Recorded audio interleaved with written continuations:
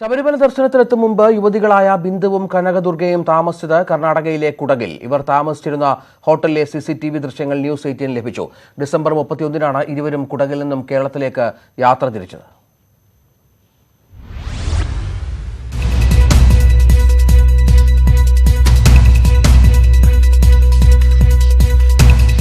December 29-ന് ഉച്ചയ്ക്ക് 2 മണിയോടെയാണ് കർണാടക കൊടകിലെ വിരാജ്പേട്ടിലെ ലോഡ്ജിൽ ബിന്ദുവും കനകദുർഗയും മുറിയെടുത്തത്.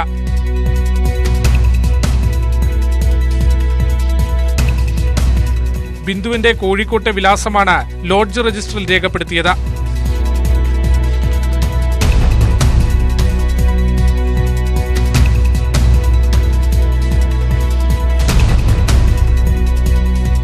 ശേഷം 2 ദിവസം ഇരുവരും കൊടകിൽ ചിലവഴിച്ചു.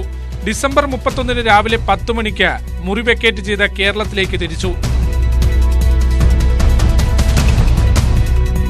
തുടർന്ന് ജനുവരി 1-ാം തീയതി പമ്പയിലെത്തിയ ശേഷമാണ് 2-ാം തീയതി പുലർച്ചെയോടെ സന്നിധാനത്തെത്തി ദർശനം നടത്തിയത്. ഇരുവരും ശബരിമല ദർശനം നടത്തിയ വാർത്ത ദേശീയ മാധ്യമങ്ങളിൽ ഉൾപ്പെടെ വന്നതോടെ ലോഡ്ജ് ജീവനക്കാർ ഇവരെ തിരിച്ചറിയുകയായിരുന്നു. News desk, news 18.